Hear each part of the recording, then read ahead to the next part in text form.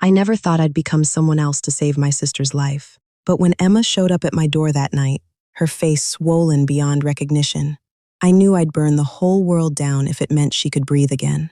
It was 3 in the morning when I heard the pounding. Not knocking, pounding. The kind that makes your heart stop before your brain catches up. I stumbled out of bed, my hand instinctively reaching for the baseball bat I kept by the nightstand. My training kicked in even through the fog of sleep. Always assess the threat, always be ready. But nothing could have prepared me for what I saw when I opened that door. Emma collapsed into my arms, and I barely caught her before she hit the ground. Her left eye was swollen shut, purple and black spreading across her cheekbone like spilled ink. Her lip was split in 2 places, still bleeding. Bruises covered her neck in the unmistakable shape of fingers. But it was her eyes, that one good eye that could still focus on me, that broke something inside my chest. It was empty, hollow, like someone had reached inside her and scooped out everything that made her Emma. "Sophie," she whispered through cracked lips, "I need help." I dragged her inside, locked the door, checked every window. My apartment became a fortress in seconds. She was shaking so hard I could hear her teeth chattering. I wrapped her in blankets, got ice for her face, but I didn't ask questions yet. Not yet. I learned in my years of training that traumatized people need safety before they need interrogation. We're identical twins, same dark hair, same green eyes, same small scar above our right eyebrow from when we were 7 and I pushed her off the swing set.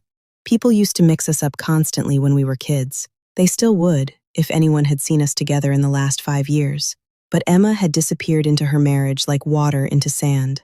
Slow, complete, until there was nothing left. If you're watching this story, please consider subscribing to hear more true life experiences. Leave a comment below telling me what you would do in this situation. Your support means everything. I made her tea she couldn't drink because her jaw was too swollen. I sat with her until the shaking stopped. Dawn was breaking through my curtains when she finally spoke.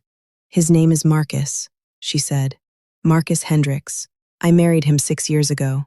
You weren't at the wedding because I didn't invite you. I didn't invite anyone from before. He said families were poison. He said you would try to take me away from him. He said a lot of things, Sophie, and I believed every single one."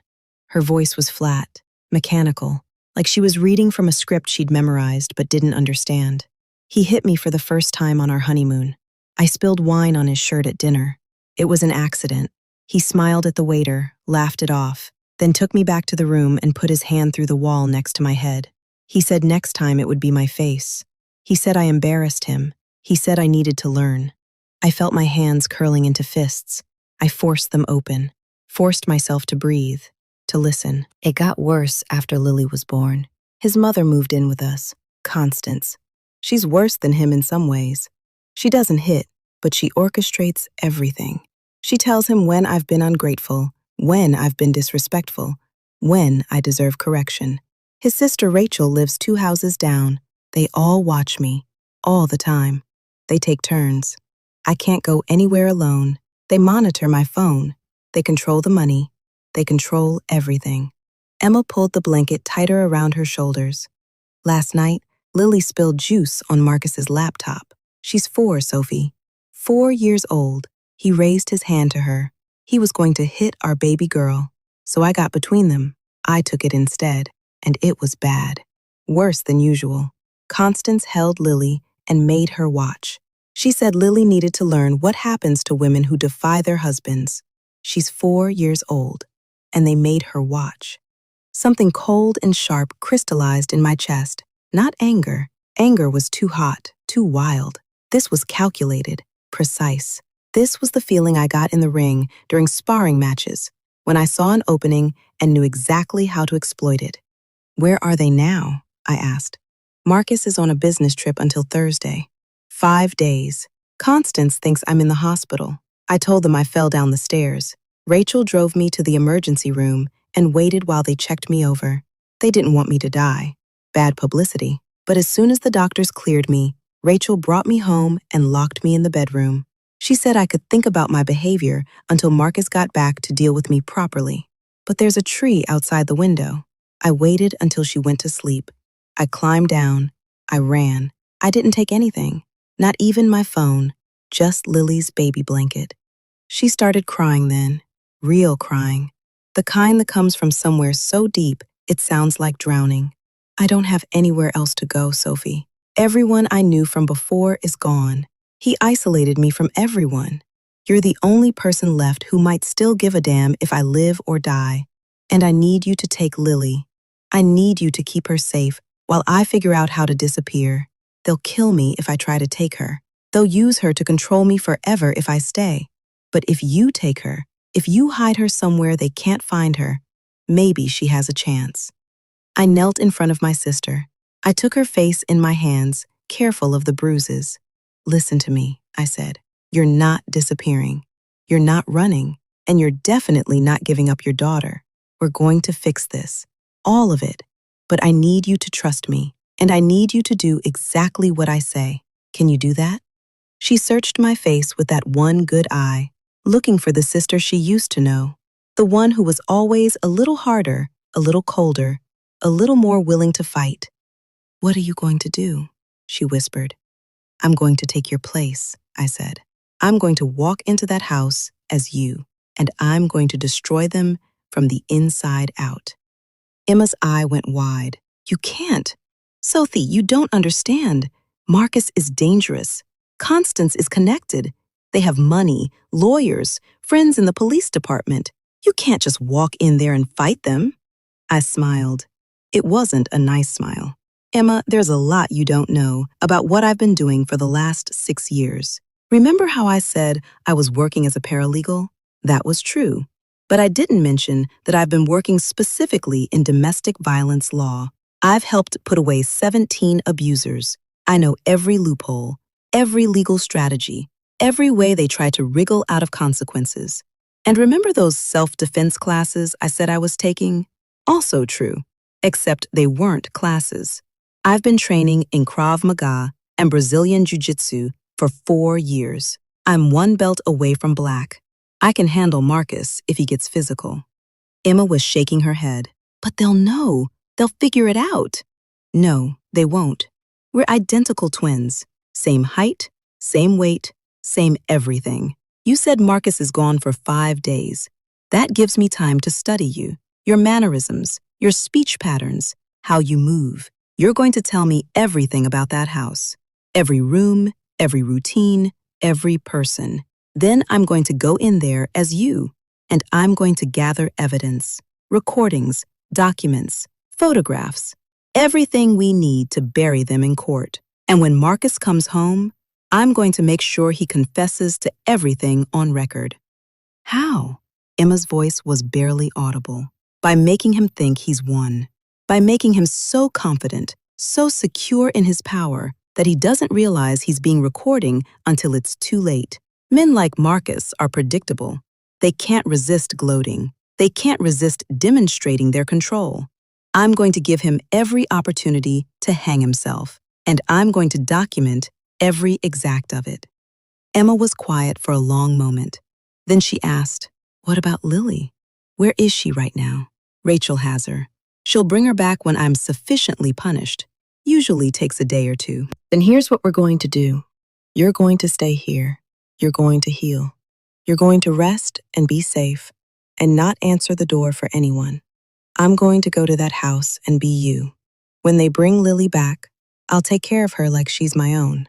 And when this is over, when they're all in prison or destroyed or both, you're going to get your daughter back and you're going to get your life back. But you have to trust me. Do you trust me?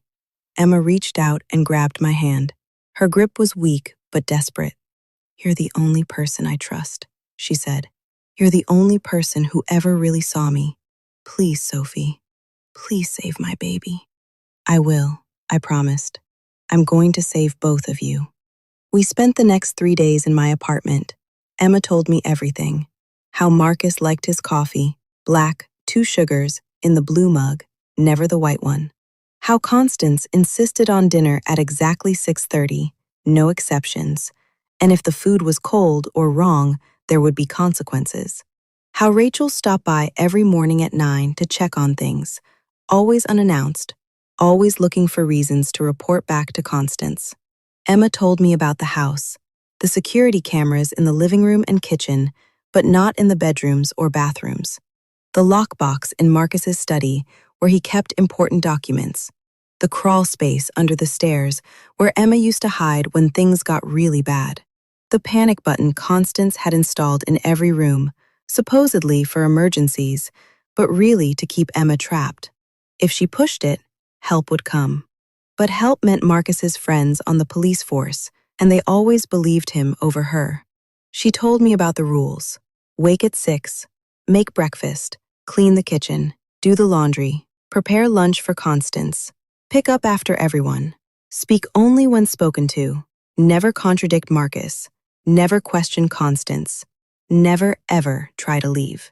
She told me about Lily, how she loved strawberries and hated bananas, how she slept with 3 stuffed animals, always in the same order: rabbit, bear, elephant. How she had nightmares about the yelling and would wake up crying for her mama. I memorized everything. I practiced Emma's walk, the way she held her shoulders hunched forward, trying to take up less space. I practiced her voice, softer than mine, more hesitant. I practiced her fear, and that was the hardest part, because I wasn't afraid. I was ready. On the 3rd night, Emma cut my hair to match hers exactly. Shoulder length, slightly uneven on the left side where she'd trimmed it herself because Marcus wouldn't let her go to salons. She showed me the small scar on her inner right wrist from where she'd burned herself on the stove 6 months ago. I didn't have that scar, so we made one. Just a thin line, barely visible, but enough to pass inspection if anyone looked closely. She gave me her wedding ring. I slid it onto my finger and felt like I was putting on chains. "There's one more thing," Emma said on the 4th morning. "Marcus keeps a journal, in his study, top drawer of his desk. It's locked, but the key is taped under the drawer above it. He writes everything down, every punishment, every rule, every time he hurts me. He calls it maintaining order. But Sophie, if you can get that journal, it's evidence, written proof of everything." "I'll get it," I said. "And his laptop. The password is Lily's birthday backwards. He keeps financial records on there. Proof that he's been embezzling from his company. Proof that Constance has been laundering money through her charity foundation. They're not just abusers, Sophie. They're criminals. If you can prove the financial crimes, the authorities can't ignore it. Rich people don't go down for domestic violence, but they go down for money." Smart. Emma was smarter than she gave herself credit for. She'd been gathering intelligence even in the depths of her nightmare. "I'll get everything," I promised. "And Emma, when this is over, you're going back to school. You're going to finish your degree. You're going to be the person you were supposed to be before he stole you." She smiled. It was broken and sad, but it was real. "I forgot who that person was," she said. "I didn't," I told her. "I never forgot." On Thursday morning, I put on Emma's clothes. A long-sleeve shirt to cover any differences in our arms. Jeans that were a little loose because she'd lost weight from stress. Flat shoes because Marcus didn't like her to be tall. I looked in the mirror and saw my sister staring back at me. It was disturbing and perfect. Emma watched me from the couch, still healing, but stronger than she'd been. The swelling in her face had gone down. The bruises were turning yellow-green. In another week, you wouldn't be able to tell what had happened to her. But I would remember. I would carry that image with me into that house, and it would fuel every move I made. "There's a lawyer," Emma said suddenly. "Catherine Price. She helped me once, about 2 years ago.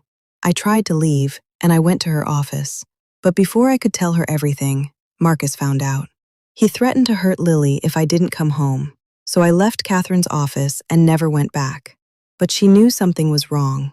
She gave me her card and told me to call if I ever needed help. I still have it, hidden in Lily's baby blanket, the one I brought with me." She pulled the tiny card from the fabric. "Catherine Price, attorney at law, specializing in family law and domestic violence cases. I'll contact her," I said, "once I have evidence.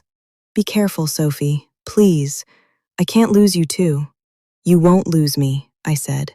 "I'm going to burn their world down, and I'm going to walk out of the ashes untouched. That's a promise." I took a cab to the address Emma had given me, a large house in a wealthy suburb. The kind with manicured lawns and neighborhood watch signs. The kind where nobody asks questions because everyone's too polite to admit something might be wrong behind closed doors.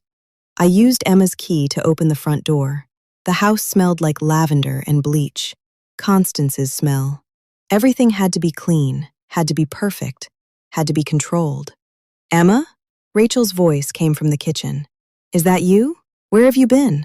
I walked into the kitchen, keeping my shoulders hunched, my eyes down. Rachel was sitting at the table with a cup of coffee and her phone. She was younger than Marcus, maybe 30, with the same sharp features and cold eyes. She looked at me like I was something stuck to her shoe. I asked you a question, she said. I was at the hospital, I said softly, using Emma's voice. They kept me for observation. For 3 days? For falling downstairs? Her eyes narrowed. Mother is very disappointed in you. You left without permission. You worried us. I wanted to grab her by the hair and slam her face into the table. Instead, I ducked my head and whispered an apology. Marcus comes home tonight, Rachel continued. You better have this house spotless. You better be ready to grovel. He's very angry with you for causing such a scene, and for hurting yourself and making him look like a bad husband. Where's Lily? I asked. Mother has her. You'll get her back when you've earned it. Now get to work. And Emma? Don't even think about running again. We put new locks on all the doors. We'll know if you try to leave. She left the kitchen, taking her coffee with her. I heard the front door close, heard her car start in the driveway. Then I was alone. I stood in that kitchen and let myself feel the rage for just a moment. Let it burn through me, hot and pure. Then I locked it away. Rage was useless. Rage was sloppy. I needed to be ice cold and surgical. I spent the next hour cleaning the house, but really I was mapping it. Camera locations, entry points, hiding spots. I found the lockbox in Marcus's study, found the journal in the desk, found the laptop charging on his credenza. Everything Emma said was true. Everything was exactly where she said it would be. I couldn't access anything yet, not with Rachel and Constance coming and going, but I memorized the layout. I noted that the study had no cameras. That was my workspace. That was where I'd build my case. Constance arrived at 2 in the afternoon. She was exactly what I expected. Mid-60s, expensively dressed, with the kind of face that had been pretty once, but had hardened into something cruel. She walked through the house like a general inspecting troops, running her finger along surfaces, checking for dust. Emma, she said without looking at me, come here. I walked over, kept my head down, played the part. Marcus tells me you've been ungrateful, disrespectful, that you've forgotten your place in this family. Is that true? No, ma'am, I whispered. Don't lie to me. Her voice was sharp. I saw the bruises. I know what happened. You got between Marcus and that child when he was trying to discipline her. You undermined his authority as a father. You made him look weak. Do you understand what you've done? I wanted to break her nose. Instead, I said, I'm sorry. Sorry isn't enough. You need to understand that in this family, we have order. Marcus is the head of household. I am the matriarch. You are the wife and mother. You do as you're told. You serve this family. You don't question. You don't interfere. You certainly don't run away in the middle of the night like a coward. Where did you go? Just to the hospital, I said. For 3 days? They wanted to make sure nothing was broken. Constance grabbed my chin and forced my head up. Her eyes scanned my face, looking for lies. I kept my expression neutral, submissive. After a moment, she released me. Lily is upstairs in the guest room. You may see her for 1 hour. Then you will prepare dinner. Marcus will be home at 7. You will greet him appropriately. You will apologize for your behavior. You will submit to whatever correction he deems necessary. Do you understand? Yes, ma'am. Good. Maybe there's hope for you yet. She left. I waited until I heard her car pull away. Then I ran upstairs. Lily was sitting on the bed in the guest room, clutching her stuffed rabbit. When she saw me, her face lit up. Mama! She launched herself at me and I caught her, held her tight. She was so small, so fragile. This tiny person who'd been forced to witness horrors no child should ever see. Hi, baby, I whispered. I missed you. I missed you too. Grandma said you were sick. Are you better? I'm better. Everything's going to be better now, okay? She nodded against my shoulder. I held her for a long time, memorizing the weight of her, the smell of her shampoo, the sound of her breathing. This was what I was fighting for. Not revenge, not justice. This innocent life that deserved safety and peace. Are you hungry? I asked. A little. How about we go make dinner together? Her eyes went wide. Grandma says I'm not allowed in the kitchen. Well, Grandma's not here, and I think you're plenty old enough to help me cook. What do you say? She smiled. It was like watching the sun come out from behind clouds. We made spaghetti together. I let her pour the sauce and mix the pasta. She chattered about her stuffed animals and a cartoon she liked. Normal kid things. Things she should be talking about all the time instead of living in fear. At 6:30, I heard a car in the driveway. My muscles tensed automatically. I forced myself to relax, to stay in character. Marcus walked through the front door at exactly 6:45. He was tall, broad-shouldered, handsome in a way that probably made people trust him. His suit was expensive. His watch was expensive. Everything about him screamed success and respectability. No one would look at him and see a monster. That was the point. Emma, he said. His voice was pleasant, warm even. Come here. I walked over, keeping my eyes down. Lily hid behind me, peeking around my legs. Marcus smiled. It didn't reach his eyes. Did you miss me? He asked. Yes, I said softly. That's good, because I missed you too. I missed my wife, my obedient, respectful wife who knows her place. Not the woman who ran away in the middle of the night and embarrassed this family. Which one are you right now, Emma? The good wife or the disappointment? The good wife, I whispered. I hope so, for your sake. He reached out and touched my face, his fingers tracing the fading bruises. You hurt yourself pretty badly. You should be more careful on those stairs. We wouldn't want you to fall again. It took everything in me not to break his hand. Lily, he said, turning his attention to my niece. Come give Daddy a hug. Lily didn't move. She pressed closer to my legs, trembling. Lily, Marcus repeated. His voice was still pleasant, but there was steel underneath. I said, come here. She's just tired, I said quickly. It's been a long day. I didn't ask you. Marcus's eyes snapped to me. I was talking to my daughter. Lily, if you don't come here right now, Mommy's going to have another accident. Do you want that? Lily slowly walked toward him. He picked her up, held her for a moment, then set her down. Go to your room, he said. Adults need to talk. She ran. I heard her little feet pounding up the stairs, heard her door close. Then it was just me and Marcus in the foyer. The house looks clean, he said. That's good. Dinner smells good. Also good. But we need to discuss your behavior, don't we, Emma? Yes, I said. Yes, what? Yes, sir. He smiled. There we go. See? You can learn. You just need the right motivation. He grabbed my arm, his grip tight enough to bruise. I could have broken his wrist in 3 different ways. Instead, I let him drag me into the living room, let him push me down onto the couch. My mother told me you went to the hospital without permission, that you left this house in the middle of the night like a thief. Where did you really go, Emma? Just to the hospital. I needed medical attention. Liar. His voice was calm. That was somehow worse than if he'd been yelling. You were gone for 3 days. The hospital discharged you the same night. So where were you? I was scared, I said. I needed time to think. You needed time to think, he repeated. About what?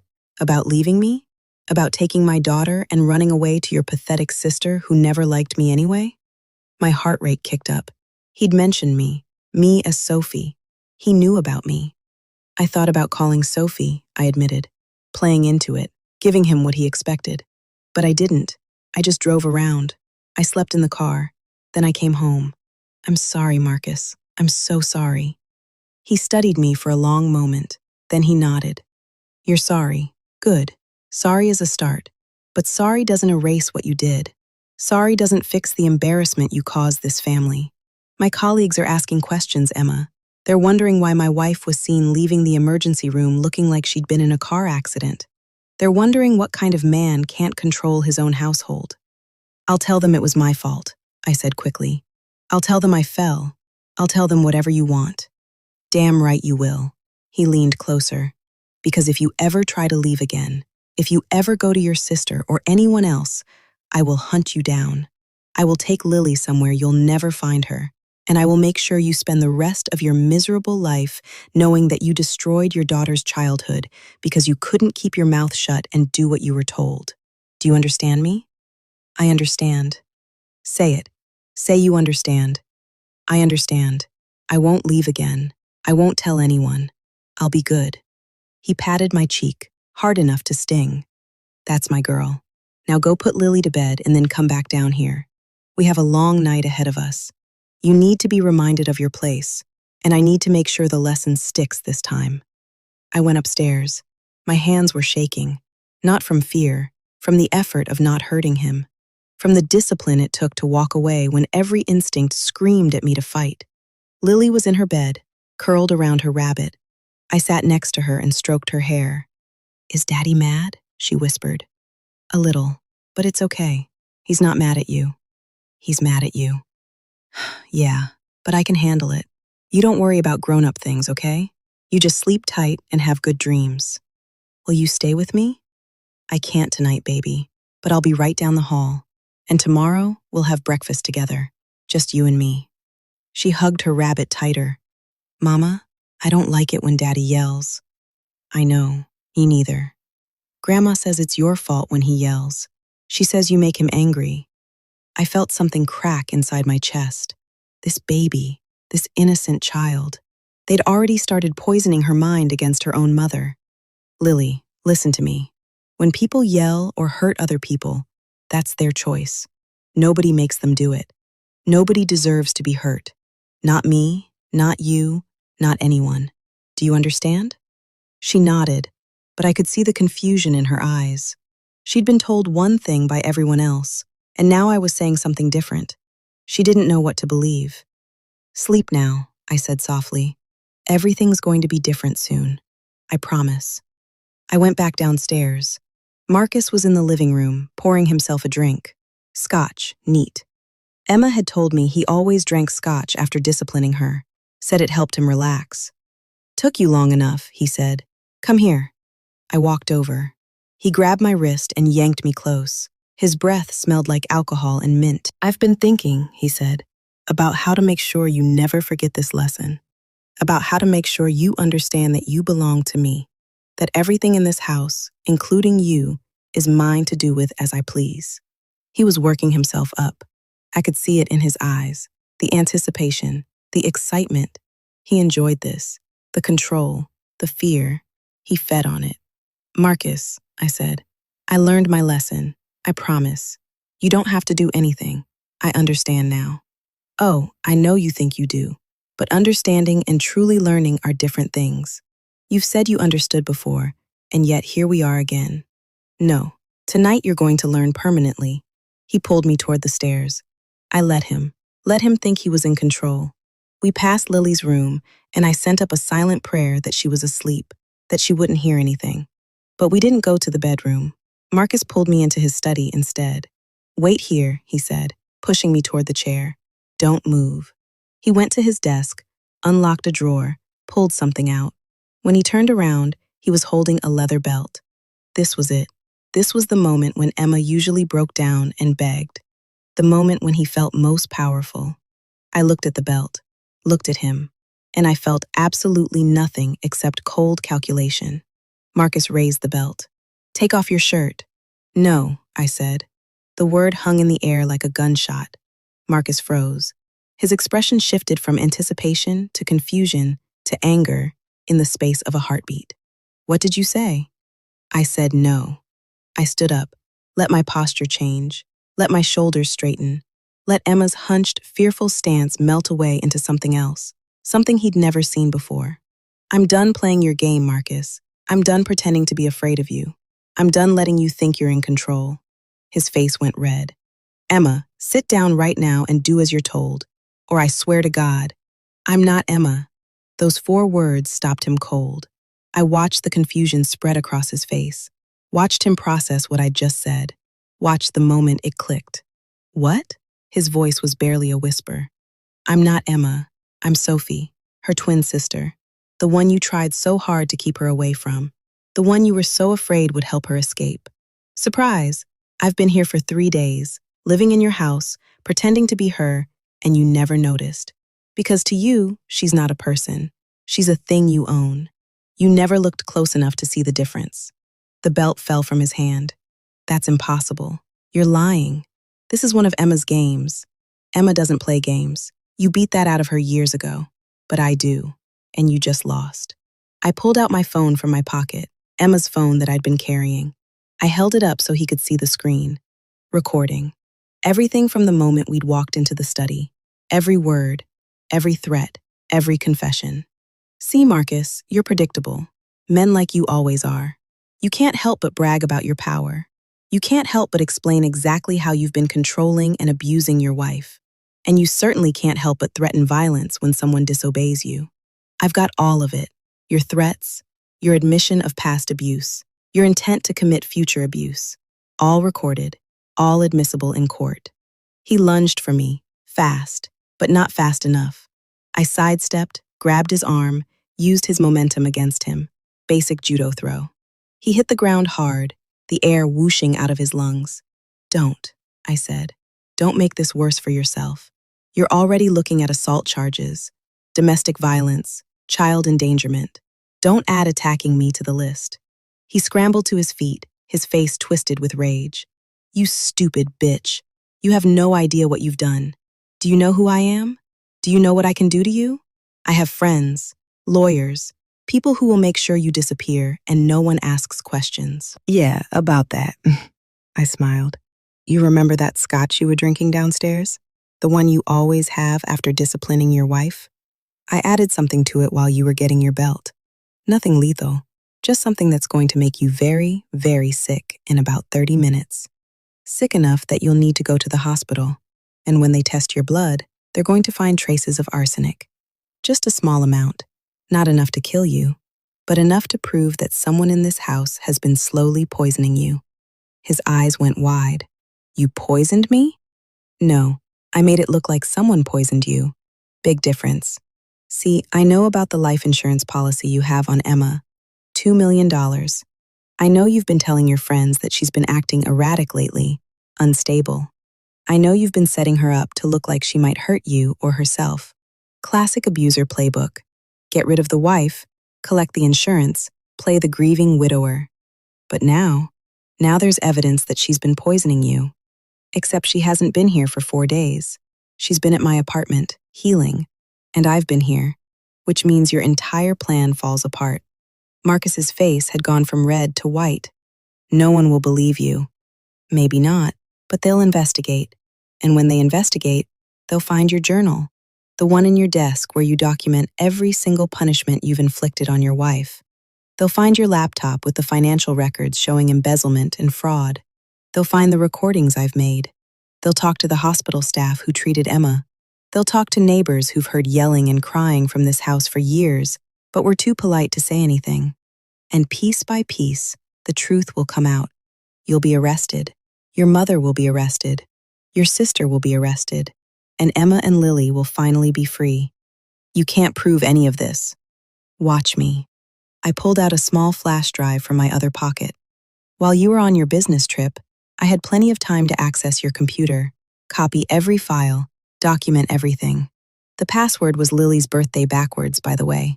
Not very creative. I also found the hidden cameras you have in the bedroom, the ones Emma doesn't know about, the ones you use to record her when she's changing or showering. That's illegal recording, Marcus. That's a felony all by itself. And I made copies of those videos too, dated and time-stamped, ready to hand over to the police. He took a step toward me.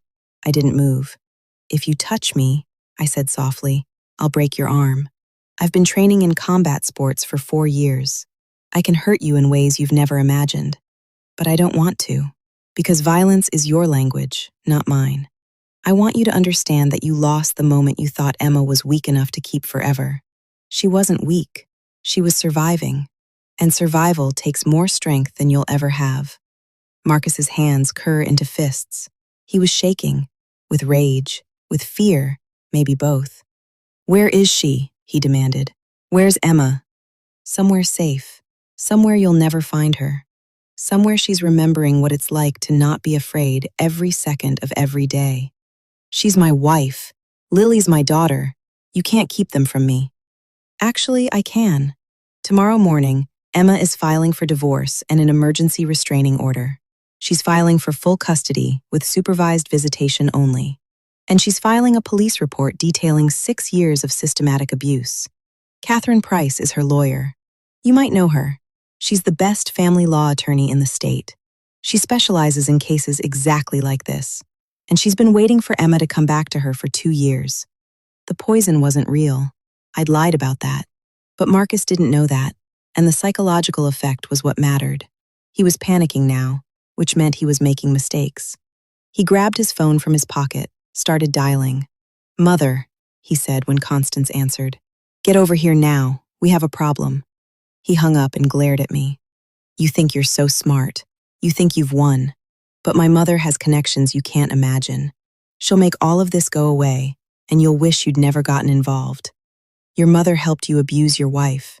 She held your daughter and made her watch while you beat Emma. She's an accomplice to everything you've done, and she's going down with you." 15 minutes later, Constance arrived.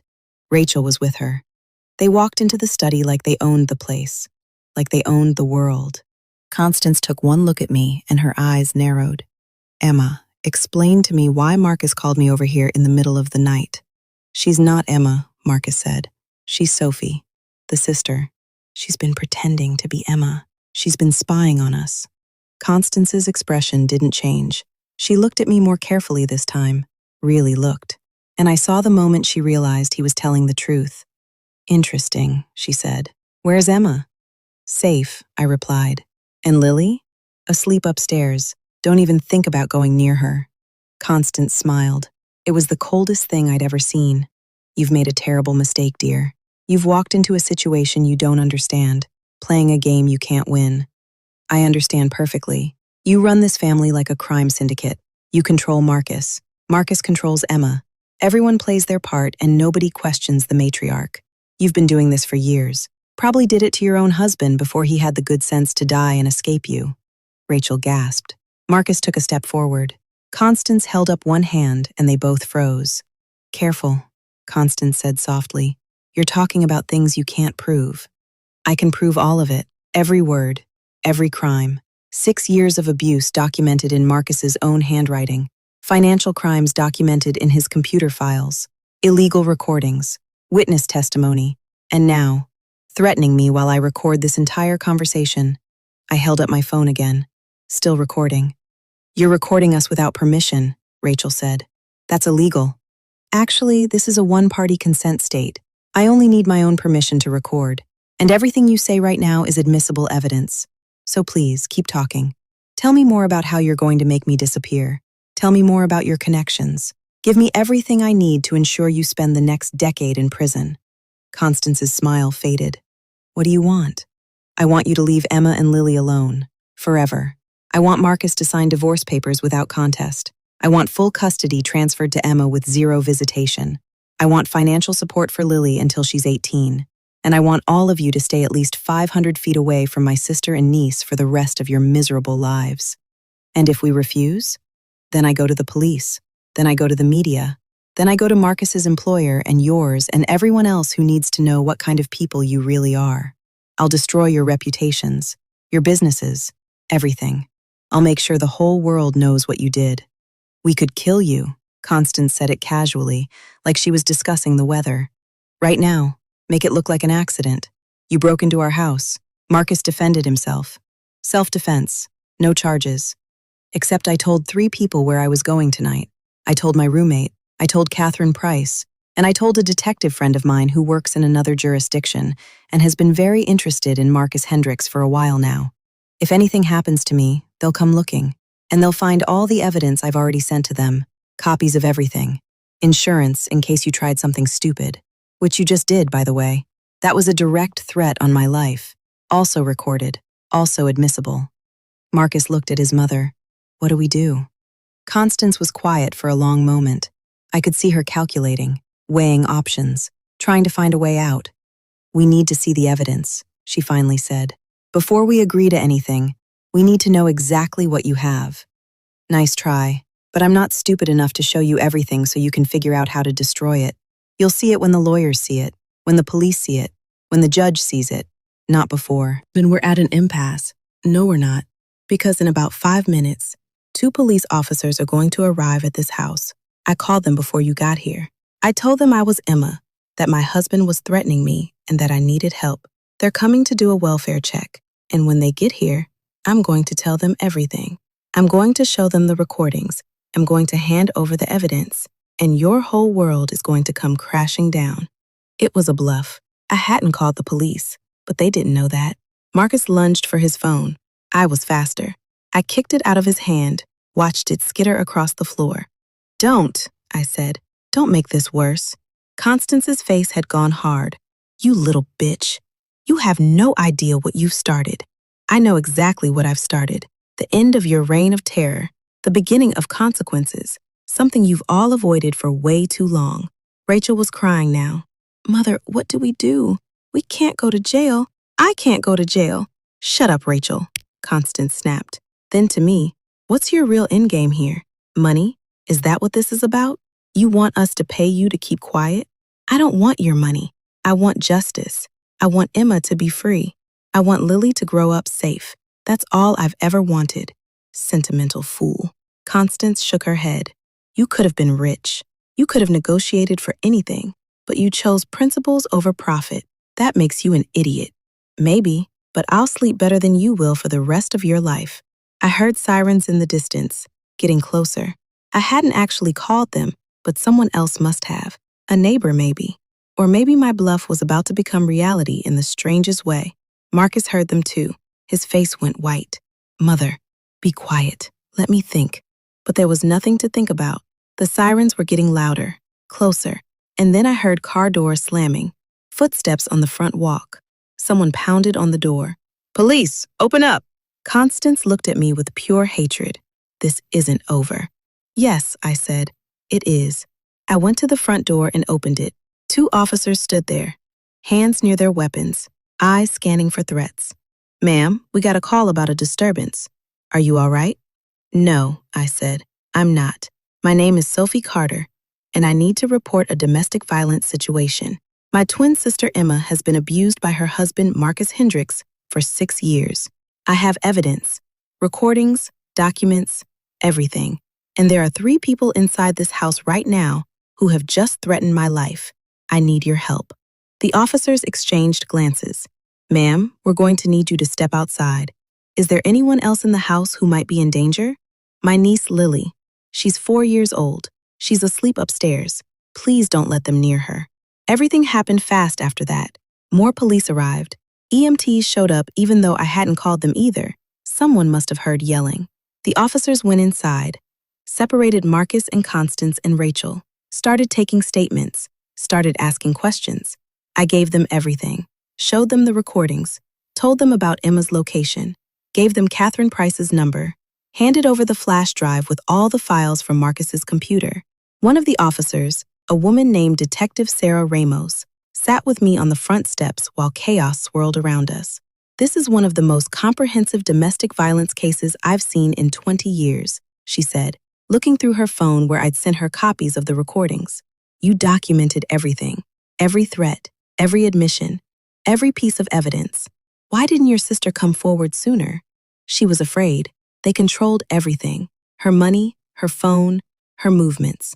They isolated her from everyone who might help, and they threatened her daughter. She stayed to protect Lily. That's the only reason she stayed. Detective Ramos nodded. We see it all the time. It's never as simple as just leave. There are always complications, always threats, always reasons to stay that make sense in the moment. He's playing a princess. 3 of them? We're going to do everything by the book. We'll take statements, review evidence, submit everything to the DA. But yes, based on what I'm seeing here, I believe we have enough to arrest Marcus Hendricks for domestic violence, assault, and potentially attempted murder if the poisoning story checks out, and enough to arrest Constance and Rachel as accomplices and accessories. The poisoning isn't real, I admitted. I lied about that to get him to confess to his other crimes, but the rest is real, all of it. Detective Ramos raised an eyebrow. That was risky. And legally gray, but clever. Don't do it again. I won't have to. This is over now, isn't it? It's over, she confirmed. They're done. I watched as they brought Marcus out in handcuffs. He was yelling about his rights, about his lawyers, about how this was all a misunderstanding. Constance walked out calm and collected, already on her phone, already calling her attorneys. Rachel was sobbing, barely able to walk. An officer brought Lily downstairs. She was awake now, confused and scared by all the police and lights. She saw me and ran over. Mama? It's okay, baby, I said, pulling her close. Everything's okay now. Where's Daddy going? He's going away for a while, but you're safe. You and your real mama are both safe now. Detective Ramos drove us to my apartment. The sun was coming up by the time we got there. Emma was waiting by the window, and when she saw us pull up, she flew out the door. She grabbed Lily and held her like she'd never let go. Both of them were crying. I stood back and watched, feeling something tight in my chest loosen. Thank you, Emma sobbed, looking at me over Lily's head. Thank you, thank you, thank you. You don't have to thank me. You're my sister. This is what family does. The next 3 months were a blur of legal proceedings. Catherine Price was everything Emma needed. She was fierce and smart, and she believed Emma from the first word. She filed for emergency custody and got it. She filed for divorce and restraining orders. She filed criminal charges as a witness to the abuse. She built a case so airtight that Marcus's expensive lawyers couldn't find a single crack. The trial was hard. Emma had to testify, had to recount years of abuse in front of a courtroom full of strangers, had to face Marcus and Constance and Rachel, but she did it. She stood up there and told her truth, and her voice never wavered. I testified too, showed the recordings, walked the jury through every piece of evidence, explained how I'd gone undercover, how I'd documented everything, how I'd gotten them to confess. The defense tried to argue entrapment, tried to say I'd coerced their confessions, tried to paint me as a vigilante who'd broken the law, but Catherine shut them down every time. Everything I'd done was legal. Every recording was admissible. Every piece of evidence was obtained properly. Marcus was convicted on 12 counts: domestic violence, assault, false imprisonment, child endangerment, and more. He got 15 years. Constance was convicted as an accomplice and got 8 years. Rachel took a plea deal, testified against her family, and got probation plus mandatory counseling. The financial crimes were prosecuted separately. Marcus and Constance both lost everything: their houses, their businesses, their reputations. The money they'd embezzled was seized and used to pay restitution to victims. Emma and Lily got a settlement from the divorce. Not as much as they deserved, but enough to start over. Enough for Emma to go back to school. Enough to move to a new city where nobody knew their story. 6 months after the trial, I helped Emma move into her new apartment. It was small but bright, full of windows and natural light. Nothing like the house where she'd been held prisoner. Are you sure you don't want to stay? She asked as we unpacked boxes. You could move here too. We could be close again. I'll visit all the time, I promised. But you need to build your own life. Figure out who you are without someone controlling you. And without me hovering. You're stronger than you think, Emma.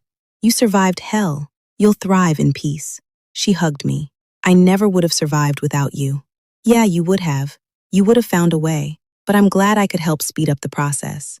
Lily ran into the room, holding up a picture she'd drawn. Look, it's our new home. In the picture, a stick figure woman and a smaller stick figure girl stood in front of a house. The sun was shining. There were flowers. Everything was bright and colorful. It's beautiful, baby, Emma said. I drew you too, Aunt Sophie.